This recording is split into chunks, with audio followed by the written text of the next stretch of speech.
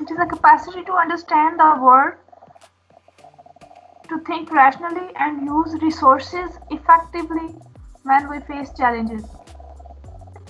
Intelligence is the capacity to learn and behave adaptively. Adaptively, जब आप environment को adapt कर लेते हो, it is ability to adapt your environment या ability to show adaptability is called intelligence. William stern की definition है, it is ability to show adaptability is called intelligence. इसके अलावा the ability to benefit from past experience, act purposefully, solve problems, and adapt to new situations. It is also called intelligence. It is also defined as a person's cognitive abilities to learn. Intelligence is individual's ability to adapt his environment. अपने environment को adapt करना, अपने environment को जैसी changes आ रही हैं उन changes के according आप खुद को change करते हो और अपने environment में adjust होते हो, उसको हम intelligence कहेंगे. Intelligence is not about solving problems, solving mathematical problems or speaking English fluently.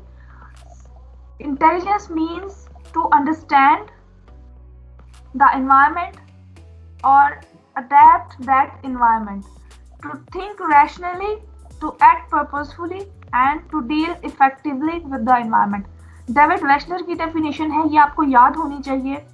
Intelligence is the aggregate or global capacity of the individual to think rationally. तीन चीजें हैं, इनको लिख लीजिए. To think rationally, to think rationally, to act purposefully. Think rationally, rational thinking होती है, logically आप सोचते हो. एक्ट पर्पसफुली मीन्स एक्शंस जितने हैं वो पर्पसफुल हैं. विदाउट पर्पस कोई एक्शन नहीं होगा, रैंडमली आप कोई एक्ट नहीं करोगे. एक्शंस हमेशा पर्पसफुल होंगे, कोई मकसद होगा आपके एक्शंस का. एंड टू डील इफेक्टिवली, और जब आप अपने इन्वायरमेंट से डीलिंग करते हो, आपके जो बिहेवियर्स हैं दैट आर इफेक्टिव. आप जब कम्युनिकेट करते हो, आपकी कम्युनिकेशन इफेक्टिव होगी. 3 फैक्टर्स हैं इसमें. थिंकिंग जो रैशनल है, एक्शंस पर्पसफुल है और डीलिंग इफेक्टिव है. To act purposefully, to think rationally, to deal effectively with the environment. Terman defined intelligence as the ability to carry on abstract thinking. और Binet की definition है, Alfred Binet defined intelligence the ability to जज well, understand well and reason well. आपकी judgement जो होगी वो अच्छी judgement अगर हो, अंडरस्टैंडिंग अच्छी हो और रीजनिंग की कैपेसिटी अच्छी हो, तो इसका मतलब you are intelligent person. Test है. Binet began by presenting tasks to teenage students who had been labeled dull by their teachers. Binet ने ऐसे बच्चों के साथ काम करना शुरू किया जिनको उनके टीचर्स जो हैं वो डल लेबल करते थे. वहाँ से उन्होंने इंटेलिजेंस मेजरमेंट स्टार्ट की. इंटेलिजेंस का कॉन्सेप्ट यहाँ से शुरू हुआ. डिफरेंट टास्क के बेस से बच्चों के इंटेलिजेंस को मेजर करना शुरू किया. 3 to 13 एज ग्रुप के स्टूडेंट्स को उन्होंने टेस्ट में इंक्लूड किया. एज ग्रुप था फ्रॉम 3 years to 13 years. और सीरीज ऑफ टेस्ट इसमें इस्तेमाल होती हैं. फर्स्ट टाइम बिनेट स्केल जो था वो 1881 में यूज हुआ था by French government. French government ने एक लॉ पास किया था जिसमें उन्होंने कहा कि हम ये टेस्ट अप्लाई कर सकते हैं और स्कूल अटेंडेंस जो है वो कंपल्सरी है और उनमें फिर क्लासेस बनाई गई. 1905 में फर्स्ट टाइम ये टेस्ट जो था ये प्रॉपरली कंस्ट्रक्ट होने के बाद एडमिनिस्टर किया. टेस्ट आइटम्स थी, they were arranged in an increasing order of difficulty. 30 items थे जो 1905 में टेस्ट बनाया गया. इंडिविजुअल टेस्ट था ये. Test was administered at one child at a time and scored on the basis of age norms. Normative data नहीं था क्योंकि फर्स्ट टाइम ये टेस्ट बनाया गया था और ये एडमिनिस्टर हो रहा था, इसलिए हमारे पास कोई standard scoring method, standard normative data मौजूद नहीं था. टेस्ट आइटम्स आप देख सकते हैं इसमें. इस तरह से कुछ पिक्चर्स थी और बच्चों को कहा गया they have to pick animal picture और ज्योमेट्रिकल फिगर्स, तो वो इसको आइडेंटिफाई कर सकते थे इजीली. 1905 में ये स्केल एडमिनिस्टर हुआ. यहाँ पे कुछ फन फैक्ट हैं. Evidence that women may be more intelligent than man.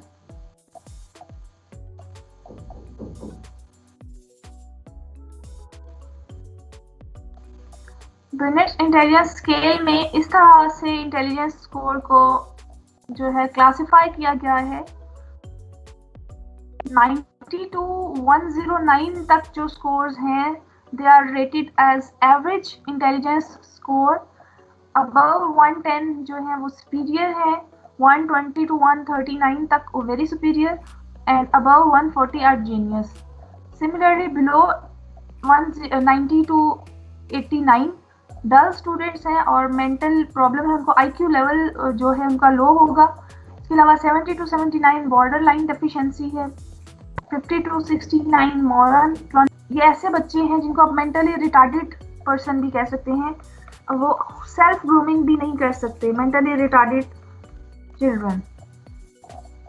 और बिलो 20 जो है इनकी लाइफ स्पैन जो है वो बहुत शॉर्ट होता है और ये टोटली डिपेंडेंट होते हैं ऑन देयर पेरेंट्स और care givers. For children of 7 years of age इस तरह के टेस्ट थे।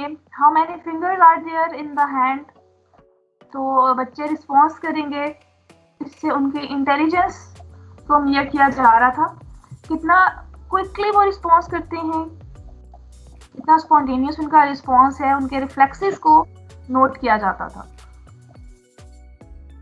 इस तरह से क्वेश्चंस को यूज किया जा रहा है। ये तमाम क्वेश्चंस जो हैं ये परफॉर्मेंस को मेजर करते हैं। What this book is about, repeat what 9 says, इस तरह के क्वेश्चंस जो थे ये परफॉर्मेंस बेस्ड टेस्ट है। इसके बाद मेंटल एज का कॉन्सेप्ट ऐड किया गया 1908 में। 1908 में मेंटल एज का कॉन्सेप्ट जो है वो ऐड किया गया। मेंटल एज और क्रोनोलॉजिकल एज, इसको एज स्केल भी कहते हैं। कॉन्सेप्ट ऑफ मेंटल एज क्या है? Introduce a new scoring concept called mental as. Her person की जो क्रोनोलॉजिकल एज है, जो एक्चुअल एज होती है, उनकी मेंटल एज, उनका जो जहन है उसकी एज उनकी क्रोनोलॉजिकल एज से डिफरेंट होती है, जिसकी वजह से न्यू स्कोरिंग कॉन्सेप्ट आया और आईक्यू इंटेलिजेंस कोशेंट का कॉन्सेप्ट यहाँ से इसमें ऐड हुआ। आईक्यू लेवल को कैलकुलेट करने का फॉर्मूला है mental as divided by chronological S multiply by 100। Mental as आपके टेस्ट की बेस पे जो एज कैलकुलेट होती है वो होगी, और क्रोनोलॉजिकल एज आपकी जो अभी की एज है, जो जिस वक्त आप टेस्ट दे रहे हो उस वक्त आपकी जो एज है वो आपकी क्रोनोलॉजिकल एज है, जो आपकी बायोलॉजिकली एज है। मेंटल एज जो है वो आपके टेस्ट के थ्रू स्कोर होगा, और जब आप इन दोनों को डिवाइड करके मल्टीप्लाई बाय 100 करते हो तो आपका आईक्यू स्कोर सामने आ जाता है। That ranges from 100 to 120 normally.